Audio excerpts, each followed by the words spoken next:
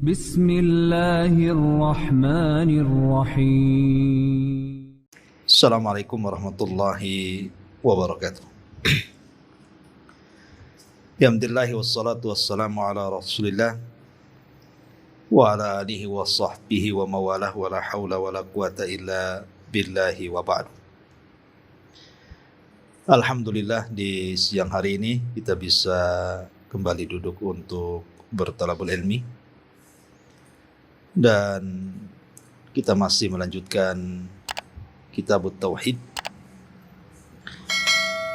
dan kita masuk pada bab ke-52, larangan mengucapkan assalamu ala Allah.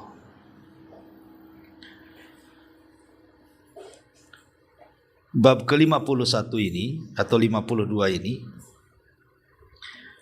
masih ada hubung kait dengan bab sebelumnya tentang pentingnya mengagungkan nama dan sifat bagi Allah Subhanahu wa taala. Baik, kita akan baca matannya baru kita jelaskan. Diriwayatkan dalam Sahih Bukhari dan juga Muslim bahwa Ibnu Mas'ud radhiyallahu an berkata, kunna ma'an nabi sallallahu alaihi wasallam fi sholati qulna assalamu ala Allah min ibadihi assalamu ala fulanin wa fulanin faqala an-nabiy sallallahu alaihi wasallam la taqulu assalamu ala Allah fa inna Allaha huwas salam. Tatkala kami mengerjakan salat bersama Rasul, kami selalu mengucapkan assalamu ala Allahi min ibadi.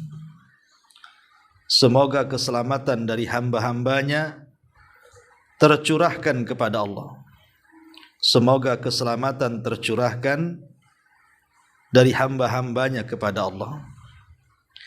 Assalamu ala fulan wa fulan, dan semoga keselamatan tercurahkan kepada si fulan dan si fulan. Faqala an-nabiy sallallahu alaihi wasallam, maka Rasul bersabda, la taqulu assalamu ala Allah. Jangan kalian mengucapkan assalamu ala Allah, keselamatan untuk Allah. Fa innallaha huwas salam. Karena sesungguhnya Allah adalah as-salam, maha pemberi keselamatan. Taib, ma'asyiral muslimat yang dimuliakan Allah Subhanahu wa taala. Hadis ini terdapat dalam kitab Sahih Bukhari dan juga Sahih Muslim dari sahabat Abdullah ibn Mas'ud radhiyallahu anhu. Dalam bab ke-52 ini, mu'allif rahimahullahu ta'ala ingin menegaskan kepada kita tentang tidak boleh, bahkan ulama mengatakan haram, mengucapkan salam kepada Allah Subhanahu wa ta'ala. Kenapa demikian? Karena kalimat assalam itu memiliki dua pengertian. Pengertian yang pertama, maksudnya ketika kita mengucapkan salam artinya kita menghormati. Dengan bahasa lain kita mengucapkan tahiyat, pengagungan atau penghormatan. Tetapi ada makna lain daripada kalimat assalam ketika kita mengucapkan assalamu alaikum. Maksudnya salam di sini artinya keselamatan, lawan daripada ketidakselamatan. Lah, karena ada dua makna. Pertama, makna salam itu artinya memberikan penghormatan. Yang kedua, makna salam itu artinya mendoakan keselamatan. Maka tidak boleh seseorang itu mengucapkan salam kepada Allah, karena seolah-olah Allah itu tidak selamat dan harus didoakan keselamatan. Dan ini mengurangi hak-hak Allah subhanahu wa ta'ala, karena Allah itu zat yang sempurna, baik secara zatnya, baik secara sifatnya, baik secara perbuatannya, baik secara hukum-hukum yang diberikan kepada hamba-hambanya. Allah itu maha sempurna. Sementara selamat itu lawan daripada ketidaksempurnaan. Lah di zaman Nabi SAW, ketika para sahabat salat bersama Nabi, kebiasaan para sahabat mereka mengucapkan assalamu ala Allah min ibadihi. Semoga keselamatan dari hamba-hambanya tercurah kepada Allah. Tentu yang dimaksud para sahabat, kalimat ini adalah hendak mengagungkan Allah subhanahu wa ta'ala. Dan kita harus berhusnudon kepada sahabat. Tidak mungkin sahabat meyakini ada kekurangan bagi Allah sehingga dia mengucapkan assalamu ala Allah. Tetapi kesalahan para sahabat adalah ungkapan dari segi bahasa, bahwa kalimat salam itu memiliki dua makna. Tadi saya sebutkan tadi, satu makna pengagungan, yang satu makna lawan daripada kekurangan. Lah dikhawatirkan lafaz ini ada orang yang salah paham, seolah-olah menuduh Allah subhanahu wa ta'ala itu ada kekurangan sehingga harus diucapkan kalimat assalam kepada Allah azza wa jalla. Makanya Nabi SAW melarang dan mengatakan la taqulu assalamu ala Allah.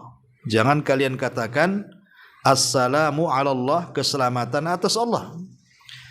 Alasannya fa innallaha huwas salam, karena Allah lah pemberi keselamatan.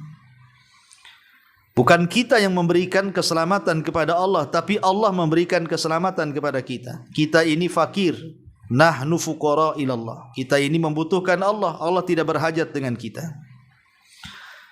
Allah tidak berhajat dengan doa selamat kita kepada Allah, karena Dia pemberi selamat. Masa kemudian kita mendoakan keselamatan kepada Allah seolah-olah Allah tidak selamat gitu ya.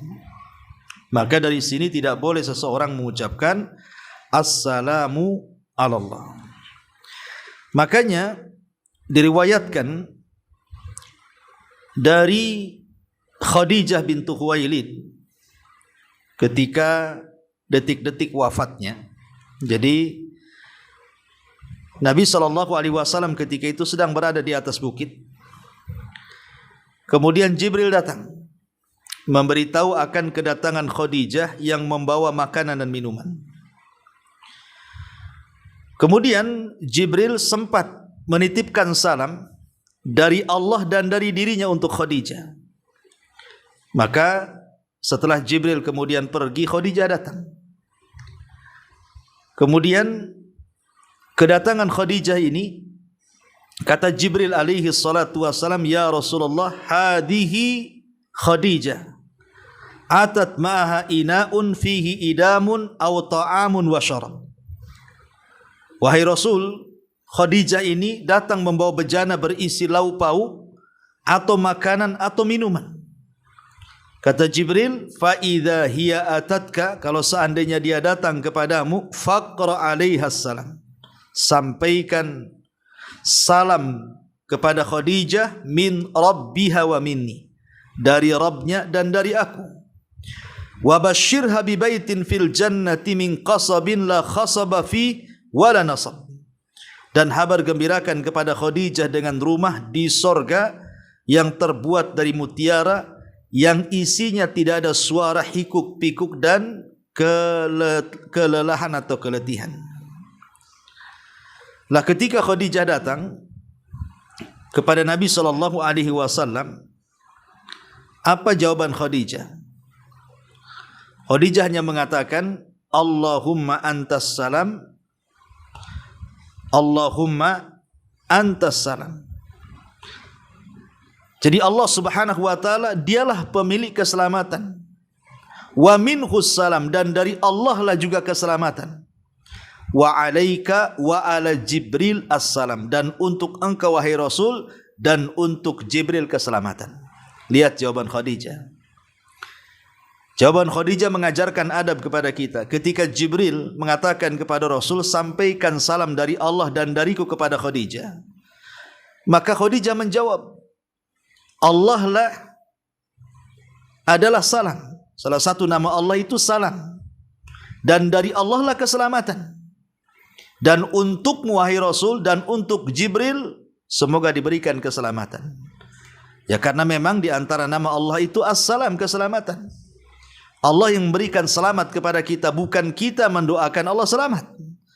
Dan ini salah satu adab yang bagus dari Khadijah kepada kita, mengajarkan bahwa kita tidak boleh mengucapkan Assalamu ala Allah, keselamatan atas Allah, karena Allah lah yang memberikan keselamatan kepada kita. Taib ma'asyiral muslimat yang dimuliakan Allah Subhanahu wa taala, sedikit kita bicara tentang masalah salam. Kita tahu bahwa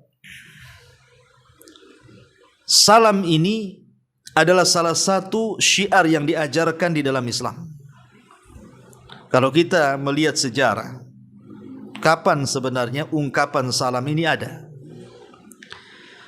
Jadi disebutkan dalam sebuah riwayat, jadi ketika Allah Subhanahu wa taala menciptakan Adam alaihi salatu wassalam dengan tinggi 60 hasta, kemudian ditiupkan ruh kepada Adam, maka salah satu perintah Allah kepada Adam adalah idhab, pergilah, fasallim ala ulaika minal malaika. Wahai Adam, pergilah engkau temui para malaikat, ucapkan salam kepada mereka. Fastami ma yuhayyunaka, kemudian dengarkan kira-kira malaikat itu akan menjawab seperti apa. Setelah kau mengucapkan salam kepada mereka, kau perhatikan jawabannya. Maka kemudian Adam pun mendatangi para malaikat, kemudian mengucapkan salam, Assalamualaikum, keselamatan kepada kalian wahai para malaikat. Maka para malaikat menjawab, Assalamualaika wa rahmatullah, semoga Allah memberikan keselamatan kepadamu wahai Adam, dan semoga Allah Subhanahu wa taala memberikan rahmat kepadamu. Dari sini kita tahu bahwa salam itu adalah, kalau dilihat daripada sejarah, sudah ada sejak zaman Nabi Adam diciptakan. Bahkan itulah ucapan yang pertama kali orang mengucapkan salam adalah Adam alaihi salatu wassalam. Dialah Nabi yang pertama kali mengucapkan salam kepada para malaikat. Assalamualaikum, maka malaikat menjawab waalaikumsalam warahmatullah. Itu dari sisi sejarah, bahwa orang yang pertama kali mengucapkan salam adalah Adam. Lah kemudian Allah Subhanahu wa taala mengatakan salam itu adalah tahiyyatuka wa tahiyyatu ummatika.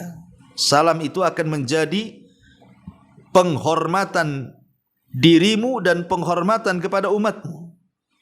Maka dari situlah kemudian salam menjadi syiar sejak zaman dulu sampai kepada zaman kita diutusnya Nabi SAW. Salam itu bagian daripada syiar Islam.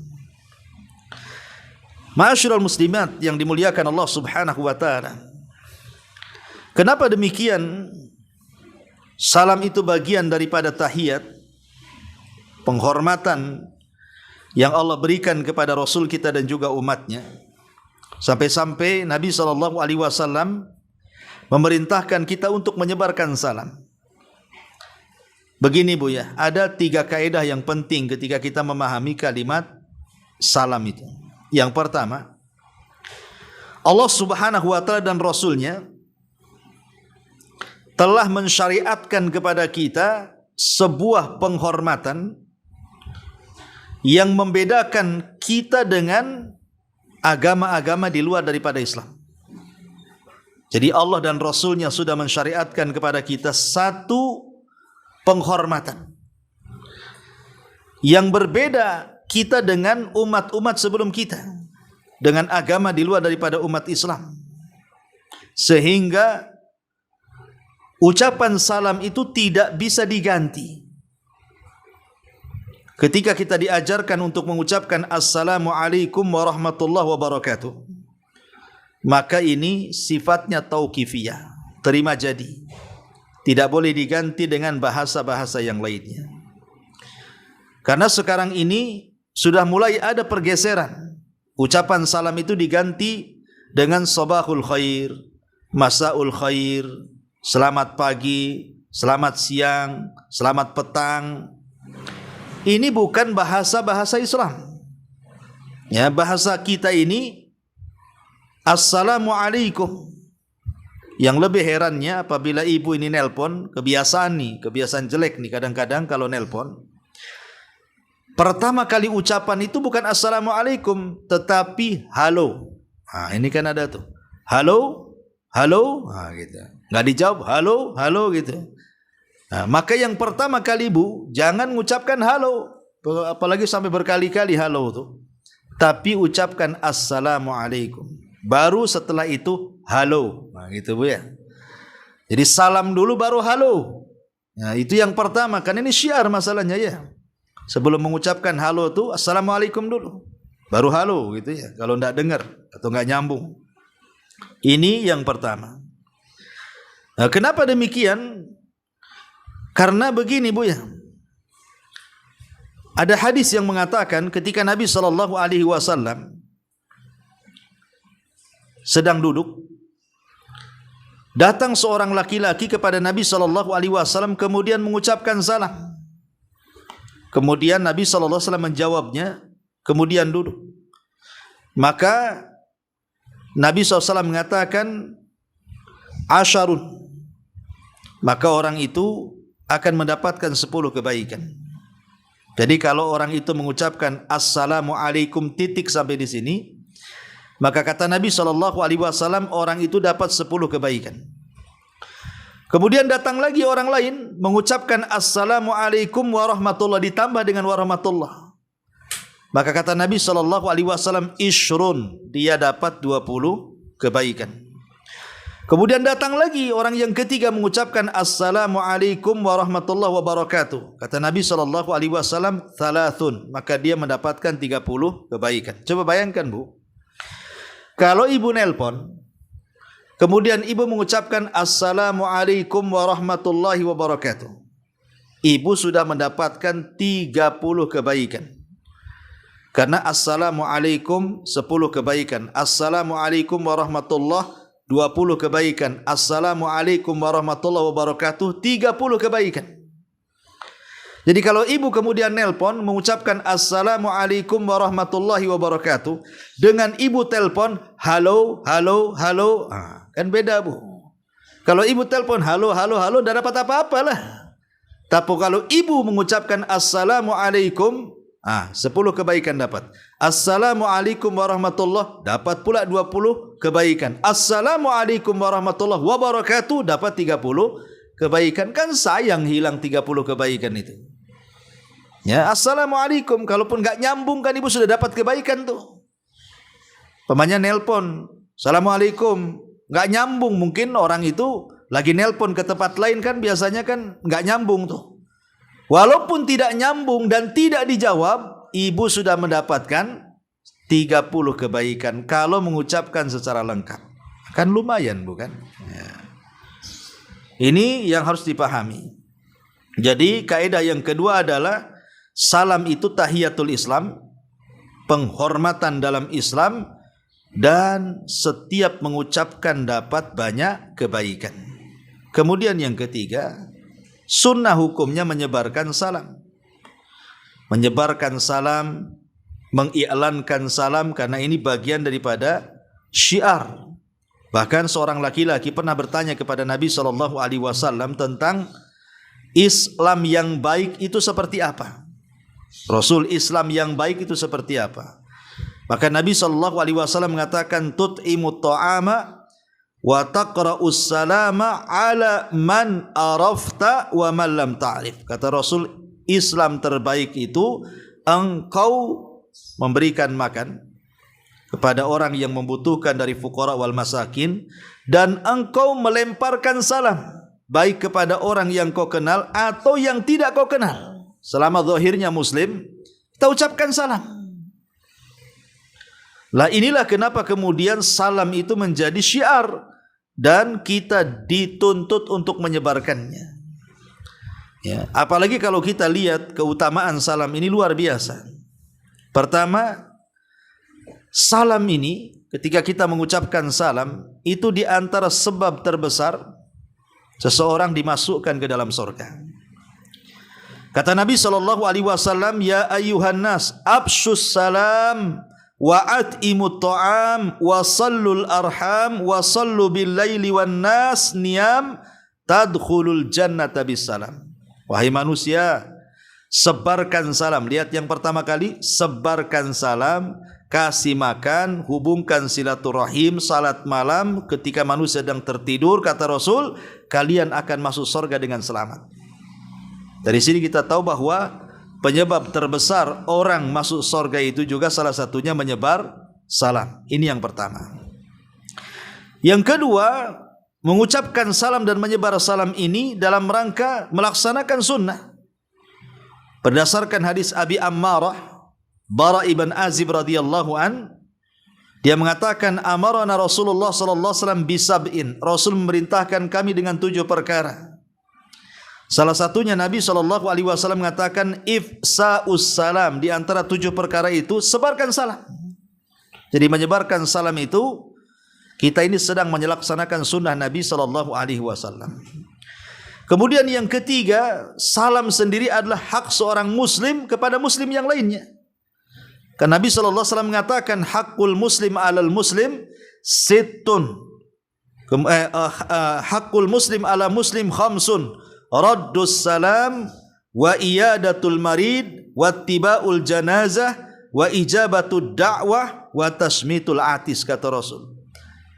Jawab salam, kunjungi orang sakit, antar jenazah, kemudian datang kepada undangan dan mendoakan orang bersin. Lihat yang pertama kata Rasul, raddus salam, menjawab salam. Jadi menjawab salam itu hak kita kepada seorang muslim. Bahkan di antara penyebab adanya rasa sayang dan cinta sesama muslim itu salah satunya dengan salam. Kata Nabi sallallahu alaihi wasallam, la tadkhulul jannah hatta tu'minu wa la tu'minu hatta tahabu awala adullukum ala syai'in idza fa'altumuhu tahabbtum bainakum afsus salama bainakum, rawahu Muslimun. Kalian tidak akan masuk surga sampai kalian beriman, dan kalian belum dinyatakan beriman sampai kalian saling mencintai. Maukah aku habarkan kepada kalian perkara yang kalau kalian sebar kalian akan saling mencintai? Kata Nabi SAW, sebarlah salam di antara kalian. Dari sini menunjukkan bahwa salam itu salah satu penyebab munculnya kecintaan sesama kaum muslimin. Dan itu kita bisa terapkan. Kalau ada orang yang dongkol sama ibu, tidak suka dengan ibu, benci dengan ibu, coba kita dekati dengan salam. Ya, kalau ada orang yang tidak suka itu ucapkan salam kepada dia. Lama-lama kalau kita sering mengucapkan salam kepada orang yang benci kita, lama-lama dia hilang tuh bencinya tuh. Coba aja praktikan. Ada tetangga tidak suka dengan ibu, pokoknya setiap ketemu assalamualaikum, assalamualaikum, assalamualaikum. Lama-lama cinta dia. Percaya, karena ini sabda Nabi sallallahu alaihi wasallam. Ya. Ma'asyiral muslimat yang dimuliakan Allah Azza wa Jalla, bahkan lebih daripada itu bahwa salam itu di antara penyebab ampunan dari Allah Subhanahu wa taala. Kata Nabi SAW, innal mu'min idza laqiyal mu'min fasallama alaihi wa akhadha biyadihi fasafahahu tanatharat khatayahuma kama yatanathara waraq asy-syajari. Apabila seorang mukmin berjumpa dengan mukmin yang lainnya, kemudian mengucapkan salam, kemudian memegang tangannya, kemudian merangkulnya, maka kesalahan-kesalahannya akan gugur seperti daun yang gugur dari pohon. Lihat. Jadi salam ini juga penyebab rontoknya kesalahan kita, dosa-dosa kita. Maka jangan bakhil dengan salam. Ya. Apalagi sebenarnya salam itu sendiri terkandung padanya doa 3 loh. Pertama doa keselamatan, yang kedua doa rahmat, yang ketiga doa berkah. Bayangkan kalau kita datang ke orang, tolong doakan saya, belum tentu dia mau doakan kita. Tapi kalau kita mengucapkan salam assalamualaikum, pasti dia jawab waalaikumsalam warahmatullahi wabarakatuh. Dengan sendirinya dia mendoakan kita itu dengan jawaban salam tuh. Dan kita di dunia itu kita memerlukan 3 perkara ini. Pertama, selamat hidup kita, selamat tidak sakit, selamat tidak hancur usahanya, selamat tidak nakal anak-anaknya, selamat berkah, pokoknya selamat dari segalanya. Itu kan kita yang dikehendaki. Ya, ataupun rahmat. Siapa yang tidak berkehendak dengan rahmat? Wong kita masuk surga itu karena rahmat Allah, termasuk berkah. Berkah itu walaupun sedikit tapi cukup gitu ya, itulah berkah. Lah, jadi jangan pernah bakhil mengucapkan salam. Nah, karena kita ini makhluk yang lemah, perlu keselamatan dan perlu doa keselamatan dari orang lain. Maka biasakan ucapkan salam supaya kita mendapatkan doa balik dari orang yang kita sebarkan salam. Maka dia kalau kita katakan assalamualaikum, semoga Allah menjaga kamu, memberikan keselamatan kepadamu, nanti dia akan menjawab dengan jawaban yang sama kan, mendoakan keselamatan bagi kita. Jadi kalau kita mengucapkan salam, secara otomatis kita didoakan keselamatan oleh orang yang menjawabnya. Lah kebanyakan orang tidak paham bahwa mengucapkan salam itu penting dalam Islam. Mengucapkan salam itu penting dalam Islam. Kenapa? Karena di balik kalimat salam itu, kalau kita pahami, hakikatnya kita sedang mendoakan orang, dan didoakan orang kita dijaga hidupnya. Kita pengen dijaga hidup kita ini kan, selamat dari ini, selamat dari penyakit, selamat dari kemiskinan, selamat dari, pokoknya selamat dari segala-galanya kan. Jadi kalau kita paham tentang makna salam, sebenarnya orang tidak mungkin bakhil tuh dengan salam itu. Tapi karena orang tidak paham, soal itu hanya kebiasaan saja assalamualaikum, jadi ya terkadang mengucapkan salam, terkadang diganti dengan hello, terkadang diganti dengan selamat pagi, selamat petang, karena tidak paham itu bahwa di balik ucapan salam itu hakikatnya kita sedang meminta kepada Allah agar kita dijaga, agar kita dapat keselamatan. Ya. Tetapi yang harus dipahami bahwa ada beberapa hukum bicara tentang salam ini, di antaranya yang mengucapkan salam sunnah dan yang menjawab wajib. Ya, ibu kalau ada orang yang mengucap salam, sebenci apapun ibu kepada orang yang mengucapkan salam, ibu harus jawab kalau tidak berdosa. Karena yang mengucapkan salam pertama sunnah dan yang menjawab itu hukumnya wajib. Yang kedua, salam itu tidak boleh dalam hati. Orang enggak dengar. Ya, tadi saya sudah salam, kok enggak dijawab, kapan dengar pun tidak, ya. Jadi salam itu dikeraskan. Salam itu dikeraskan. Ya, makanya dulu ada kisah Abdurrahman bin Auf, kalau tidak salah Abdurrahman bin Auf ya. Jadi dia masuk ke masjid. Kemudian di situ ada Utsman ibn Affan radhiyallahu anhu mengucapkan salam. Utsman tak mau jawab. Akhirnya Abdurrahman bin Auf ini mengadu kepada Umar. Kenapa aku mengucapkan salam, kok Utsman tak mau jawab katanya. Akhirnya kemudian Umar pun memanggil keduanya. Kata Umar, hei Utsman, tadi loh Abdurrahman mengucapkan salam, katanya kau tak jawab. Kata Utsman, saya enggak dengar kok, saya enggak tahu. Saya lagi melamun katanya. Kalau aku dengar pasti ku jawab katanya. Kemudian Abdurrahman mengatakan, sungguh aku sudah mengucapkan salam 3 kali, tapi dia tak mau jawab. Akhirnya kemudian Utsman tetap mengatakan, aku tak dengar, aku tak tahu, aku sedang melamun. Kemudian Utsman menceritakan, aku sebenarnya melamun akan doa yang pernah diucapkan Rasul. Siapa yang berdoa pasti dikabulkan dengan doa itu. Ketika itu Rasul sibuk dengan orang Badui sehingga tidak tersampaikan doa itu. Aku bingung doanya seperti apa lafadznya. Rupanya Abdurrahman bin Auf mengatakan, oh iya, aku masih ingat karena aku ketika itu ada di situ. Kemudian Abdurrahman bin Auf mengatakan, Rasul pernah mengatakan yang dimaksud doa yang dibaca dalam setiap doa dan dengan sebab itu doa kita akan mustajab adalah da'watu dhinun. Maksudnya doanya Nabi Yunus dalam perut ikan. Subhanallah ilaha illa anta subhanaka inni kuntu minadh dhalimin. Siapapun yang berdoa dengan doanya Nabi Yunus pasti akan dikabulkan doa-doanya. Syahidnya di sini Abdurrahman mengucapkan salam, Utsman tak jawab. Makanya dia jengkel gitu ya. Dan Utsman pun membela diri, bukan tak mau jawab karena tak dengar masalahnya. Nah, tetapi yang jelas bahwa mengucapkan salam itu harus dikeraskan, jangan dalam hati. Ya, tidak boleh mengucapkan salam dalam hati. Termasuk juga di antara fikih atau hukum-hukum salam, tidak boleh mengucapkan salam kepada orang kafir. Tidak boleh mengucapkan salam kepada orang kafir. Ya. Taib. Ma'asyiral muslimat yang dimuliakan Allah Azza wa Jalla, kembali kepada tema di sini pada bab ke-52, larangan mengucapkan assalamu ala Allah. Karena kalimat assalamu ala Allah, mengucapkan selamat kepada Allah ini mengurangi nilai-nilai pengagungan kita kepada nama dan sifat bagi Allah Azza wa Jalla. Walaupun maksud para sahabat itu bukan begitu maksudnya. Saya yakin para sahabat tidak memaksudkan ucapan assalamu ala Allah dalam solat mereka itu hendak mengatakan bahwa Allah itu punya cacat sehingga harus didoakan keselamatan. Karena di antara makna salam itu bukan hanya sekedar keselamatan, tapi maksudnya adalah pengagungan. Pengagungan maksudnya para sahabat itu ingin mengagungkan Allah dengan mengucapkan assalamu ala Allah gitu ya. Assalamu ala Allah min ibadihi. Tetapi Nabi SAW menyalahkan. Kemudian kata Nabi SAW, jangan mengucapkan assalamu ala Allah, tapi gantilah at-tahiyatu lillahi.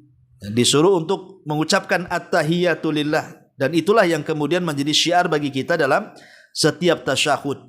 Ya, kenapa kita dilarang mengucapkan assalamu ala Allah, kemudian oleh Nabi SAW diganti dengan kalimat at-tahiyatu lillahi wassalawatu ila akhir tahiyat yang kita baca dalam solat. Jadi diganti, jangan assalamu ala Allah, tapi at-tahiyatu lillah, supaya jelas, tegas bahwa maksudnya salam di situ artinya pengagungan Allah.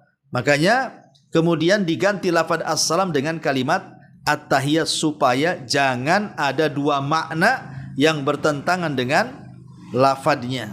Ya, jadi inilah larangan. Tidak boleh mengucapkan salam ala Allah kepada Allah karena terindikasi, dikhawatirkan seseorang itu sedang mengurangi Allah Subhanahu wa taala, padahal Allah itu sempurna secara zatnya, secara sifatnya, secara perbuatannya dan secara hukum-hukumnya. Wallahu alam. Ini di antara bab yang ke-52. Taib, sebelum saya tutup, silakan di antara ibu-ibu kalau ada yang mau bertanya silakan.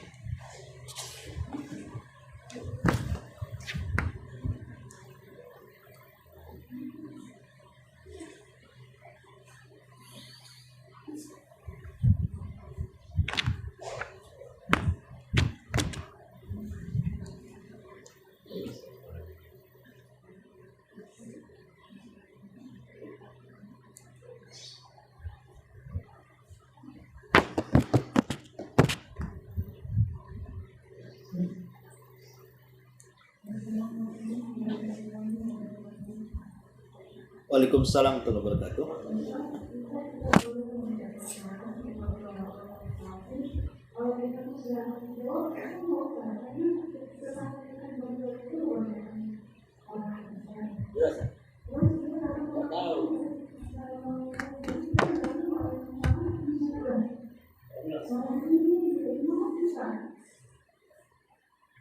Enggak dengar.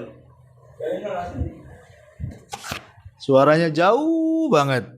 Ya, enggak dengar, samar-samar.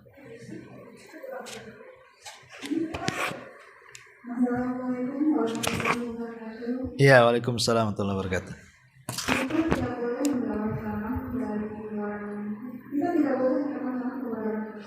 Kalau kita menjawab karena tak tahu dengan karena kita banyak praktek. Jadi dia akan mengatakan bukan salam gitu, assalamualaikum gitu. Iya. Kita buka pintu, loh. Non muslim. Iya. Ini juga jadi pembahasan para ulama tentang hukum menjawab salam dari orang non muslim. Karena begini, di zaman Nabi SAW orang Yahudi itu selalu mengejek Nabi dengan salam. Tetapi salam yang diucapkan orang Yahudi kepada Rasul itu dibuat seolah-olah lafadznya hampir mirip tetapi maknanya makna yang sangat bahaya. Jadi orang Yahudi kalau ketemu Rasul bukan assalamu alaikum tetapi assammu alaikum. Itu kan mirip-mirip tuh. Kalau assalamu alaikum artinya keselamatan, kalau assammu alaikum artinya kebinasaan. Seolah-olah semoga Allah membinasakan kamu, assammu alaikum. Sam itu diambil dari racun. Maka Nabi SAW menjawab, wa alaika, engkau aja yang binasa. Jadi dari sini ada syariat bahwa kalau ada orang kafir mengucapkan salam dan tidak jelas ucapannya, maka jawablah dengan kalimat wa alaika. Titik sampai di sini. Ya, takutnya seperti orang Yahudi, assalamu alaikum, kebinasaan kepada engkau, maka Rasul mengatakan wa alaika, kamu aja yang binasa. Ya. Tapi ada juga sebagian ulama yang mengatakan kalau memang orang non muslim itu mengucapkan salam dengan sangat jelas, sangat fasih, tidak ada unsur-unsur kesamaran dalam lafadznya yang bisa merubah makna, betul-betul mengucapkan assalamu alaikum warahmatullahi wabarakatuh, pokoknya lebih fasih dari kita, ya. Ada yang mengatakan maka boleh kita menjawab salam, tetapi cukup wa alaikum, itu saja, ya. Wa alaikum, titik sampai di sini. Ya, tidak perlu kemudian menambah dengan doa yang lainnya. Jadi boleh kita menjawab salam kalau dia salamnya jelas. Tapi kalau tidak jelas maka jangan wa alaikum tetapi wa alaika. Ya, wa alaika. Engkau saja, takutnya dia mendoakan keburukan kepada kita.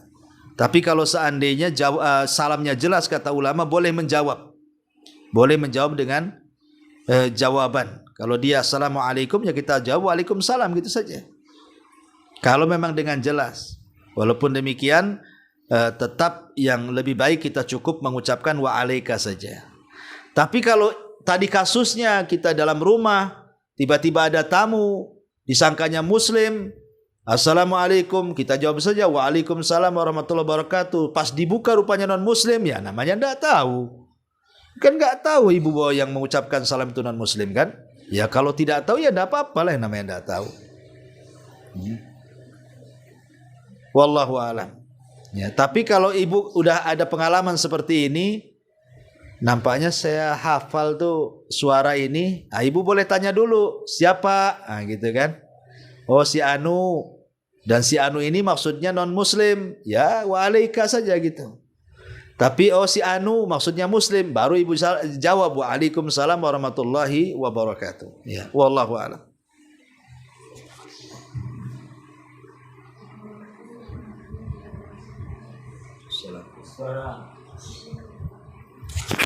Suara agak dinaikkan, nggak dengar.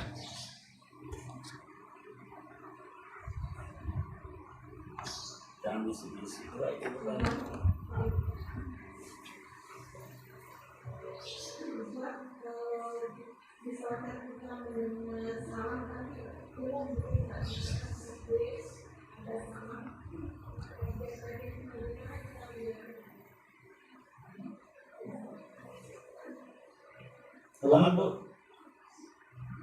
Ulang 11. Nggak dengar.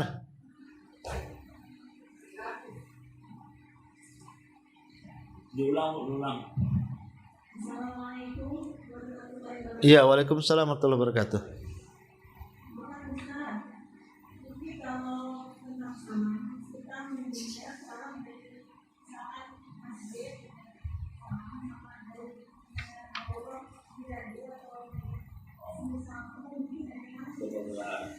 Assalamualaikum di masjid, kita dengar ini. Oh, ada orang ceramah di YouTube atau di masjid kan? Nah, kita dengarkan. Apakah kita menjawab? Ya kalau kita memang lagi dengar di YouTube, pas memang kita mendengar langsung gitu, umpamanya ada kajian saya di YouTube, ibu pengen dengar pas saya mengucapkan assalamualaikum warahmatullahi wabarakatuh, ya ibu jawab salam aja, waalaikumsalam warahmatullahi wabarakatuh, tidak ada masalah. Tetapi sebenarnya adab salam itu kalau umpamanya orang ramai kumpul, kemudian ada satu orang lewat, assalamualaikum, tidak semua jawab. Satu aja atau dua orang jawab sudah mewakili semuanya. Jadi kalau umpamanya ibu di rumah, di masjid ada pengajian, saya kira yang di masjid sudah dijawab. Nah mungkin nggak jawab kan itu. Jadi tidak perlu ibu ikut menjawab gitu maksudnya. Karena kita yakin di sana sudah ada yang jawab. Ya, jadi tidak jawab pun tidak ada masalah. Tapi kalau mau jawab pun ada masalah juga kan itu. Tapi di antara hukum-hukum menjawab salam itu, kalau ada satu kelompok kemudian ada yang mengucapkan salam, maka tidak diharuskan semua menjawab. Satu di antara mereka saja sudah mewakili. Wallahu a'lam.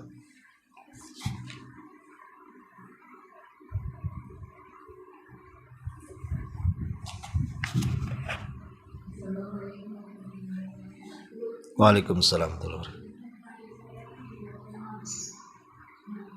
Udah kuat konsentrasi Bu. Tak dengar nih, coba agak kuat. Ya. Ya.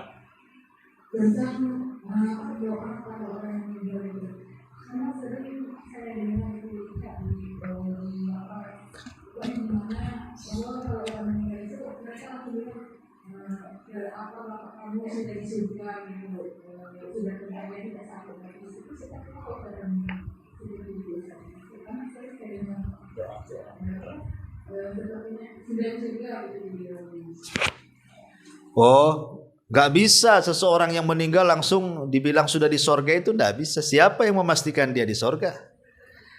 Kita ini memastikan orang di sorga itu yang dipastikan Allah dan Rasulnya saja. Kata Rasul, Abu Bakar di sorga, ya Abu Bakar di sorga. Umar di sorga, Utsman di sorga, itu jelas. Karena Rasul yang mengatakan mereka di sorga. Fatimah di sorga, Hasan Husain di sorga, Khadijah di sorga, Aisyah. Itu memang ada nasnya. Tapi kalau tidak disebut namanya secara jelas, ta'yin, kita tidak bisa mengatakan si fulan di sorga, si fulan di neraka, tidak bisa. Ya, tetapi kalau seandainya hanya sekedar mudah-mudahan si fulan di sorga, itu tidak apa-apa. Itu doa namanya. Tapi kalau memastikan si fulan di sorga, ya tidak boleh lah. Tapi kalau hanya mudah-mudahan si fulan masuk sorga, itu tidak apa-apa. Itu doa namanya. Ya, wallahu a'lam. Lanjutkan misalnya karena kejadian itu kan ayah saya sudah meninggal gitu. Terus anak suami saya berbicara seperti ini. Rumah berarti rumah akan ketemu sama ibu mereka sudah di surga gitu. Terus saya jawab belum ini atau ada yang itu menggunakan doa kita mereka di surga.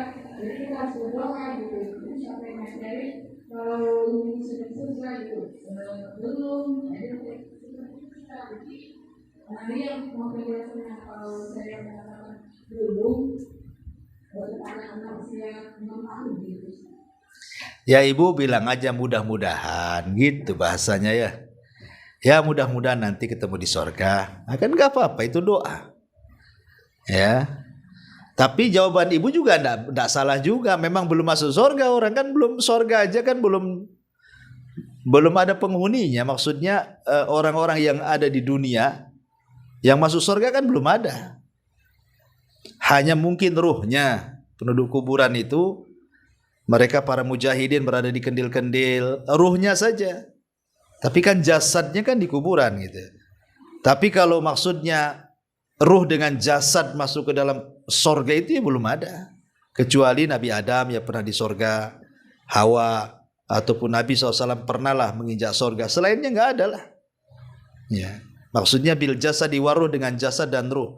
Adapun ruhnya saja ya ada sebagian berpendapat ruhnya orang yang beriman mereka masuk sorga dibawa terbang di ketiak burung-burung. Ruhnya mujahidin di kendil-kendil dibawa aras gitu saja. Ya, tetapi kalau yang dimaksud dengan jasad dan ruh ya belum ada orang masuk surga kecuali Adam, Hawa dan Nabi kita Muhammad SAW. Atau iblis lah pernah di surga tapi kemudian dikeluarkan gitu ya. Ya kita katakan ya mudah-mudahan. Nah itu jangan lepas kalimat mudah-mudahan itu. Wallahu a'lam. Baik, saya kira cukup sampai di sini. Mudah-mudahan ada manfaatnya. Subhanallah bihamdika. Asyhadu an la ilaha illa anta astaghfiruka wa atubu ilaik. Wallahu ta'ala. Assalamualaikum warahmatullahi wabarakatuh.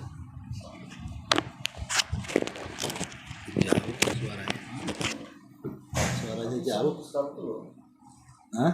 Sana stop tuh. Iya kalau di sana. Cek, cek.